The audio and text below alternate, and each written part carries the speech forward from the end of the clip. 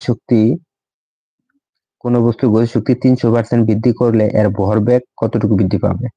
আমরা যদি কোনো বস্তুর গতিশক্তি 300% বৃদ্ধি করি, এর ভরবেগ কতটুকু বৃদ্ধি পাবে সেটা যদি দেখি, মনে করলাম শুরুতে ভরবেগ ছিল p1, আমরা জানি p1 সমান 2m ek1, এরকম আমরা জানি।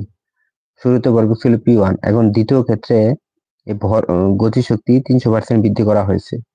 তাহলে দ্বিতীয় ক্ষেত্রে গতিশক্তি বৃদ্ধি করার জন্য ভরবেগ চেঞ্জ হবে, ভরবেগ হলো p2 সমান হচ্ছে 2m, এবং গতিশক্তি 300% বৃদ্ধি করা মানে হচ্ছে 4ek1, অর্থাৎ আগে ছিল আমাদের শুধু ek1 এবং 300% মানে 300% মানে হচ্ছে 3 গুণ।